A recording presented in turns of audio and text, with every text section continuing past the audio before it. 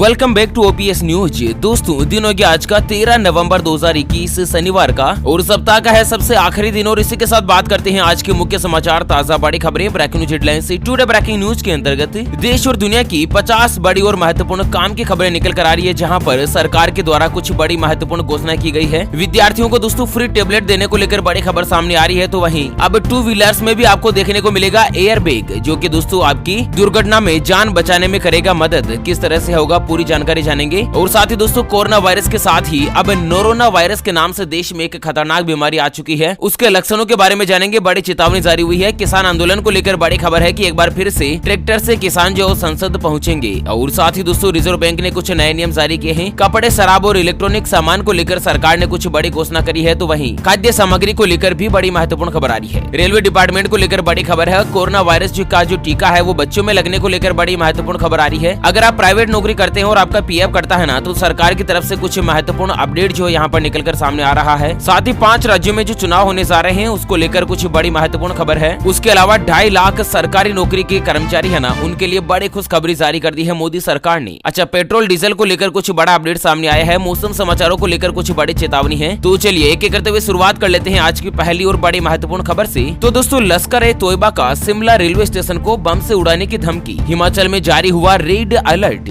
आपको बता दें आतंकी संगठन लश्कर-ए-तोयबा के नाम से अंबाला मंडल रेल प्रबंधन को धमकी भरा पत्र मिला है, जिसमें शिमला रेलवे स्टेशन के अलावा प्रदेश के प्रमुख मंदिरों को बम से उड़ाने की बात कही गई है। धमकी भरा पत्र मिलने के बाद पुलिस ने हिमाचल प्रदेश में मुख्य स्थानों पर सुरक्षा बढ़ा दी है। और इसी के साथ हिमाचल प्रदेश पुलिस, सीआईडी के साथ ही अन्य सुरक्षा एजेंसियां अलर्ट पर है। सभी संवेदनशील स्थानों पर सतर्कता बढ़ाने के निर्देश जारी किए हैं। मतलब पहली बार जब लश्कर-ए-तोयबा के जो आतंकी संगठन है ना, उसने रेलवे स्टेशन के साथ ही मंदिरों को बम से उड़ाने की धमकी दी है। चलिए अगली बड़ी खबर है कि भारतीय वैज्ञानिकों ने विकसित करी भूकंप की चेतावनी देने वाली नई प्रणाली। 2 मिनट का मिलेगा समय और बचेगी लाखों जिंदगियां। तो दरअसल आपको बता दें भारतीय प्रौद्योगिकी संस्थान यानी कि आईआईटी मद्रास की जो रिसर्च की टीम है ना, उसने ऐसा सिस्टम डेवलप किया है ना, जो कि दोस्तों भूकंप आने से पहले ही चेतावनी दे देगा। और इसके साथ ही दोस्तों 2 मिनट का एक अलग से लीड टाइम मिल जाएगा, जिसमें कई लोगों की जिंदगियां बचाई जा सकती है। मतलब अभी तक देश में कोई भी ऐसा सिस्टम नहीं है जो कि भूकंप आने से पहले चेतावनी जारी कर दे। जिससे कि तूफान के पहले तो चेतावनी जारी हो जाती है, बारिश के पहले भी हो जाती है, लेकिन भूकंप के पहले कभी भी चेतावनी जारी नहीं हो पाती है। तो आईआईटी मद्रास की जो रिसर्च की टीम है ना वैज्ञानिकों की, उन्होंने ऐसा सिस्टम डेवलप किया है। और वहीं अगली खबर आ रही है कि अब 2 व्हीलर्स में भी मिलेगा एयर बैग, सेकंड में खुलकर बचाएगा आपकी जान। तो दरअसल ऑटोमोबाइल इंडस्ट्री की बूम लगातार बढ़ रही है। हर साल कंपनियां नए नए सुविधा के साथ ही 4 व्हीलर और 2 व्हीलर मार्केट में अलग अलग प्रोडक्ट उतार रही है। रोड सेफ्टी को ध्यान में रखते हुए कार में एयर बैग और कई एडवांस फीचर मिलने लगे हैं। फिलहाल क्या है ना कि स्कूटर या मोटरसाइकिल में केवल अपने को हेलमेट लगाने का एक सेफ्टी फीचर है कि हेलमेट से कुछ जान बच सकती है। लेकिन यहाँ पर पियाजियो नाम की एक कंपनी है ना, जिसने स्कूटर और बाइक के ऊपर सेफ्टी के लिए एयरबैग देने का काम शुरू कर दिया है। और ये मतलब दोस्तों ऑटोमोबाइल सेक्टर में कुछ नया बूम पैदा हो सकता है। और इसी के साथ अगली खबर है कि कोरोना के बीच अब एक और खतरनाक वायरस का कहर, वैज्ञानिकों ने नाम दिया है नोरोना वायरस। जानते हैं इसके लक्षण और बचाव के कुछ उपाय के बारे में। तो दरअसल आपको बता दें कि बीते दिनों नोरोना वायरस यानी कि विंटर वोटमिंग वायरस के मामले तेजी से बढ़ने की खबरें सुर्खियों में चल रही है। पहले क्या है कि कोरोना वायरस ने दुनिया में तहलका मचाया था। अब नोरोना वायरस NORONA नाम का जो नया वायरस है ना, वो दोस्तों एक बार फिर से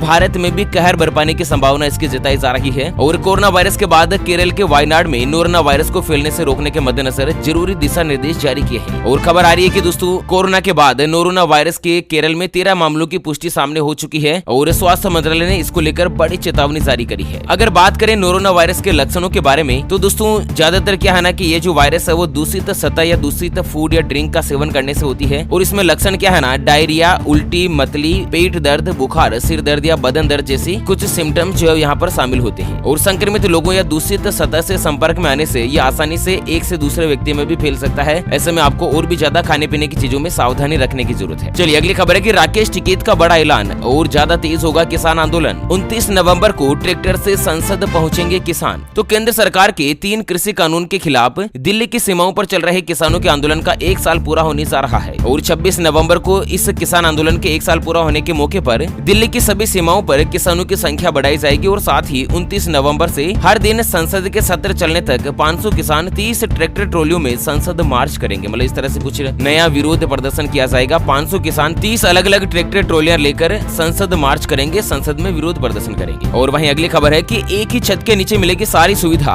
फाइनेंशियल सेक्टर की शिकायत है तो यहाँ पर कीजिएगा आप। रिजर्व बैंक का लोकपाल देगा सोल्यूशन। तो दोस्तों मान लीजिए आप किसी NBFC यानी कि गैर बैंकिंग फाइनेंशियल कंपनी ने आपके साथ गड़बड़ी करी है, या किसी पेमेंट सेवा देने वाली जो कंपनी है या आपके बैंक अकाउंट से जुड़ी कोई भी शिकायत है। इन तीनों के साथ साथ अगर आपको कोई दिक्कत है तो आपको तीनों से जुड़े अलग अलग मामले के लिए अलग अलग डिपार्टमेंट के पास आपको नहीं जाना होगा। RBI ने इस तरह की व्यवस्था करी है कि आपकी सभी शिकायतें एक ही जगह पर सुनी जा सके। मतलब बैंक से जुड़ी शिकायतें, जो पेमेंट ट्रांसफर करने वाली कंपनियां हैं इनसे जुड़ी शिकायतें, या फिर दोस्तों जो नॉन फाइनेंशियल बैंकिंग कंपनियां होती है ना उस टाइप की शिकायतें, सभी शिकायतें जो RBI ही हैंडल करेगा। ठीक है, अगली खबर है दोस्तों की कपड़े, शराब और इलेक्ट्रिकल सामान अगले साल हो सकते हैं महंगे, 10% तक बढ़ जाएंगे दाम। तो दोस्तों कच्चे माल की बढ़ी हुई कीमत, आपूर्ति श्रृंखला के मुद्दे के चलते लगातार बढ़ती लागत ने व्यवसायों के मुनाफों को बुरी तरीके से प्रभावित किया है। और अभी दोस्तों रिसर्च में एक नई खबर सामने आई है कि अगले साल की शुरुआत में कपड़े से लेकर इलेक्ट्रॉनिक सामान तक के दाम में 8 से लेकर 10% की मूल्य बढ़ोतरी हो सकती है। और साथ ही एक और खबर यह भी आ रही है कि खाद्य सामग्री भी महंगे होने का असर मिल रहा है और लगभग 4.48% तक खाद्य सामग्री और भी ज्यादा महंगी हो सकती है। चलिए अगली खबर है कि रेलवे ने यात्रियों को दी बड़ी राहत, कोरोना से पहले के नंबर और नाम से दौड़ेगी ट्रेनें और साथ ही कम हो जाएगा किराया। तो देश में कोरोना के केस कम होने के साथ ही रेलवे मंत्रालय ने यात्रियों को बड़ी राहत दी है। अब कोरोना संकट के दौरान जो पटरियों पर ट्रेनें दौड़ रही थी, स्पेशल ट्रेनों का संचालन किया जा रहा था, उसको बंद कर दिया गया है। और कोरोना वायरस से पहले जो ट्रेनें चलती थी, जिनका नाम चलता था, जो समय पर चलती थी, उसी के नाम से एक बार फिर से ट्रेनों को चलाया जा रहा है और किराया वगैरह भी कम किया जा रहा है। साथ ही अगली खबर आ रही है कि जनवरी से शुरू हो जाएगा बच्चों में कोरोना वायरस का टीकाकरण, 2 से लेकर 17 साल तक के बच्चों को लगेगा टीका। तो स्वास्थ्य विभाग ने बच्चों व किशोरों के टीकाकरण के साथ ही उनकी सूची भी जारी कर दी है। अब दोस्तों 2 साल से लेकर 17 साल तक के 18 लाख बच्चों को टीका लगाने का लक्ष्य रखा गया है। पहले यह लक्ष्य 12 लाख का था और विभाग ने जनवरी में दोस्तों बच्चों को टीकाकरण लागू करने को लेकर नया प्रयास शुरू कर दिया है। चलिए अगली खबर है कि नौकरी करने वालों के लिए खुशखबरी, 6 करोड़ से 50 लाख लोगों के PF खातों में पहुंचा ब्याज का पैसा। तो दोस्तों अगर आप भी प्राइवेट या सरकारी नौकरी करते हैं और आपका अगर PF कटता है ना, तो आपके लिए बड़ी खुशखबरी है, क्योंकि सरकार ने साल 2020-21 के लिए आपका जितना भी PF का पैसा आपके अकाउंट में जमा है ना, PF अकाउंट में जितना भी पैसा जमा है उसके ऊपर 8.5% की रेट से ब्याज की राशि आपके PF खाते में डाल दी है। ध्यान रखिएगा, PF के ऊपर जो ब्याज है वो आपके बैंक के खाते में नहीं मिलता है, आपके PF के खाते में ही मिलता है। और ऐसे में क्या है ना कि आप भी अपने PF अकाउंट का स्टेटस देख सकते हैं। इसके लिए क्या है ना कि उमंग के नाम से एक एप्लीकेशन है, या फिर मैं डिपार्टमेंट के ऑफिशियल नंबर आपको बता रहा हूँ 011-2290-1406। इस नंबर पर आप मिस्ड कॉल करके PF अकाउंट का बैलेंस चेक कर सकते हैं। ध्यान रखिएगा, कॉल उसी नंबर से करना है जिस नंबर को आपने PF खाते में डाल रखा है। और साथ ही एक और खबर है कि EPFO कर्मचारियों को मिली बड़ी राहत, अब परिवार वालों को मिलेगा दुगुना पैसा। तो कर्मचारी भविष्य निधि संगठन ने कर्मचारियों और उनके आश्रितों को राहत देने का फैसला किया है। और पहले क्या है कि आकस्मिक निधन पर परिजनों को जो भी राशि दी जाती थी उनको सीधा यहाँ पर डबल कर दिया है। यानी कि अब किसी भी कर्मचारी की नॉन कोविड मौत यानी कि प्राकृतिक मौत होती है तो उसके परिवार को 8 लाख रुपए का मुआवजा दिया जाएगा और यह रकम बोर्ड के हर कर्मचारी के लिए एक समान ही रहेगी। चलिए अगली बड़ी खबर आ रही है चुनाव को लेकर के। उत्तर प्रदेश सहित 5 राज्यों में कहां और किसकी बन रही है सरकार, चुनाव के ऐलान से पहले ही आया है सर्वे। तो सर्वे के अनुसार पंजाब में कांग्रेस को झटका लग सकता है, आम आदमी को फायदा हो सकता है। गोवा में बीजेपी की सरकार बनने की राह आसान हो चुकी है, आम आदमी पार्टी भी यहाँ पर टक्कर दे सकती है। उत्तराखंड में कांटे का मुकाबला रहेगा, हालांकि आम आदमी पार्टी का यहाँ पर कोई भी असर फिलहाल के लिए नहीं दिख रहा है। उत्तर प्रदेश में दोस्तों एक बार फिर से बीजेपी की वापसी हो सकती है और साथ ही उत्तराखंड में कांग्रेस और बीजेपी को कड़ी टक्कर यहाँ पर मिल सकती है, जिस तरह से जनता का जो सर्वे सामने आ रहा है ना उसके अकॉर्डिंग। मणिपुर में एक बार फिर से भारतीय जनता पार्टी की वापसी हो सकती है। हालांकि दोस्तों इन राज्यों में आपकी क्या राय है, आपके मुताबिक किसकी सरकार बन सकती है? दोस्तों आप अपनी राय और विचार हमें कमेंट बॉक्स में जरूर बताइएगा। चलिए अगली खबर आ रही है कि इन 2.5 लाख केंद्रीय कामगारों को मिलेगा बढ़ा हुआ महंगाई भत्ता, मोदी सरकार ने दी है बड़ी सौगात। तो दरअसल मोदी सरकार ने पोस्ट ऑफिस में काम करने वाले 2.5 लाख ग्रामीण डाक सेवक को 31% महंगाई भत्ता देने का हकदार बना दिया है। अब उन्हें भी दूसरे केंद्रीय कर्मचारियों की तरह हर महीने सैलरी में बढ़ा हुआ DA मिलेगा और साथ ही उनके DA में जुलाई से अब तक 14% की बढ़ोतरी कर दी है। मतलब पोस्ट ऑफिस में जो भी डाक सेवक काम करते हैं ना उनको अब महंगाई का भत्ता जो है बढ़ा हुआ मिलेगा।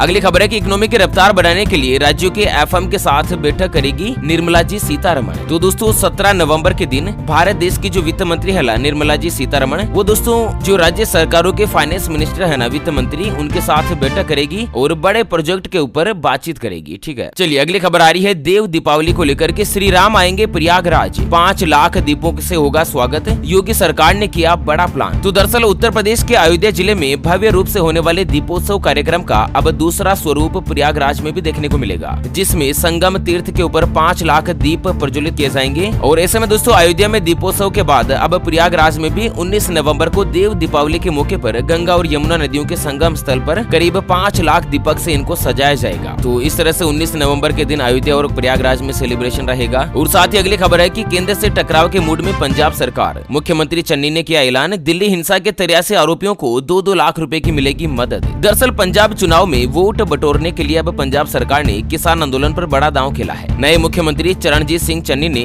दिल्ली हिंसा के आरोप में गिरफ्तार किए 83 आरोपियों को 2-2 लाख रुपए की वित्तीय मदद देने का ऐलान कर दिया। ये मामला है 26 जनवरी का, जब दोस्तों किसान मोर्चा ने दिल्ली में ट्रैक्टर रैली निकाली थी और उसी दिन लाल किले पर केसरी झंडा लगा दिया था। तो उस समय जिन किसानों को जो सरकार ने अरेस्ट किया था ना, उन सभी किसानों को अब 2-2 लाख रुपए का मुआवजा मिलेगा। मतलब कमाल की स्कीम है यार सरकारी। चलिए जानते हैं दोस्तों अगली बड़ी और महत्वपूर्ण खबर कि इस राज्य की सरकारी बसों में मोबाइल पर नहीं बजा सकेंगे तेज आवाज में गाने, उल्लंघन करने पर होगी कार्यवाही। तो दोस्तों बस में यात्रा करने के दौरान कुछ लोग मोबाइल पर तेज आवाज में गाने सुनने लगते हैं। इससे बस में यात्रा कर रहे अन्य लोगों को परेशानी होती है और वहीं कई बार ऐसे मामलों में बात झगड़े तक भी पहुंच जाती है। तो यात्रियों की इसी परेशानी को ध्यान में रखते हुए कर्नाटक में सरकारी बसों में मोबाइल पर तेज आवाज में गाना बजाने पर प्रतिबंध लगा दिया है और नियम का उल्लंघन करने वाले पर कार्यवाही की जाएगी। हाई कोर्ट ने इस तरह का आदेश जारी किया है। साथ ही अगली खबर है कि पंजाब में पहली से लेकर 10वीं कक्षा तक के सभी विद्यार्थियों के लिए पंजाबी भाषा पढ़ना अनिवार्य। उल्लंघन करने पर स्कूल के ऊपर लगेगा 2 लाख रुपए तक का जुर्माना। तो पंजाब राज्य में जितनी भी स्कूलें हैं ना, प्राइवेट स्कूलें, उसमें पहली से लेकर 10वीं कक्षा तक के सभी विद्यार्थियों के लिए पंजाबी विषय या पंजाबी भाषा को अनिवार्य रूप से पढ़ना ही होगा। अगर कोई भी प्राइवेट स्कूल नहीं पढ़ाता है तो उसके ऊपर 2 लाख रुपए का जुर्माना लगाया जा सकता है। और साथ ही पंजाब से एक और खबर है कि आम आदमी पार्टी ने पंजाब विधानसभा चुनाव के लिए 10 उम्मीदवारों की घोषणा कर दी है। हालांकि सभी उम्मीदवार जो है मौजूदा विधायक है और एक बार फिर से उनको टिकट दे दिया है आम आदमी पार्टी ने। चलिए अगली खबर आ रही है गुजरात से कि इस जगह खुले में नहीं बिकेगा नॉनवेज। प्रशासन बोला कि रास्ते से दूर रखें दुकान। आपको बता दें दोस्तों कि गुजरात में खुले में मांसाहारी भोजन बेचने वालों पर नकेल कसने की तैयारी कर ली है। और स्थानीय रिपोर्ट का कहना है कि अधिकारियों ने आदेश जारी किया है कि मांसाहारी भोजन जो है वो खुले में स्टॉल लगाकर नहीं बेचा जाएगा। जो लोग इसे बेच रहे हैं वह मांसाहारी भोजन को पूरी तरीके से कवर करके रखें। अंडे और उससे बनी चीजों को भी खुले में बेचने वालों पर ये नियम लागू रहेगा। मतलब अंडे वगैरह अब खुले में नहीं बेच पाएंगे। साथ ही अगली खबर है कि कोविड-19 के बाद अब दिल्ली की जहरीली हवा करवाएगी वर्क फ्रॉम होम। घरों से नहीं निकलने की दी सलाह है। तो सर्दियों की शुरुआत के साथ ही देश की राजधानी दिल्ली में प्रदूषण के मामले लगातार बढ़ रहे हैं और ऐसे में सरकार ने सलाह जारी करी है कि अगर आप वर्क फ्रॉम होम कर सकते हैं तो ज्यादा अच्छा रहेगा, जिससे कि प्रदूषण में कुछ राहत मिलेगी। और साथ ही अगली खबर है कि विद्यार्थियों को 2.5 महीने में मिल जाएंगे टेबलेट। मिलेगा सरकारी स्कूलों के 1.5 लाख से ज्यादा छात्र छात्राओं को फायदा। तो उत्तराखंड के सरकारी जो माध्यमिक विद्यालय है ना, 10वीं और 12वीं के छात्र छात्राओं को 2.5 महीने के अंदर अंदर फ्री में टेबलेट बांटे जाएंगे। और टेबलेट उपलब्ध करवाने में जो भी दिक्कत आ रही थी उसकी वजह से सरकार ने नई समय सीमा जारी करी है कि 2.5 महीने के अंदर अंदर दोस्तों उत्तराखंड में जो भी 10वीं और 12वीं के विद्यार्थी है उनको टेबलेट दिए जाएंगे। ठीक है। और साथ ही चंडीगढ़ से बड़ी खबर है कि चंडीगढ़ के स्कूलों में जनवरी 2022 से मिलेगा मिड डे मील। खाने में शामिल किए जाएंगे नए नए व्यंजन। तो जनवरी 2022 से सरकारी स्कूलों के बच्चों को मिड डे मील जो फिर से मिलना चालू हो जाएगा। और साथ ही अगली खबर में जानते हैं आज के ताजा मौसम समाचार। तो दोस्तों अगले 24 घंटों के मद्देनजर तटीय आंध्र प्रदेश, तटीय उड़ीसा और अंडमान निकोबार द्वीप समूह में हल्की से लेकर मध्यम बारिश के साथ कुछ स्थानों पर भारी बारिश हो सकती है। उसके अलावा रायलसीमा, तमिलनाडु, दक्षिणी आंतरिक कर्नाटक, तटीय कर्नाटक के कई हिस्से और केरल में मध्यम बारिश के साथ ही कुछ स्थानों पर तेज बारिश हो सकती है। तमिलनाडु के बाकी हिस्से, छत्तीसगढ़, तेलंगाना में भी हल्की बारिश हो सकती है, जबकि गंगेय पश्चिम बंगाल, आंतरिक उड़ीसा और झारखंड के दक्षिणी भागों में भी बारिश की संभावना जो बनी रहेगी। चलिए अगली खबर है कि क्रूड ऑयल की कीमत में मामूली गिरावट, हालांकि पेट्रोल और डीजल के दाम रहेंगे स्थिर। तो दोस्तों पेट्रोल और डीजल की कीमत में लगातार 8वें दिन स्थिरता देखने को मिली है। और वहीं दूसरी तरफ देश के चारों महानगरों में पेट्रोल की जो कीमत है वो लगभग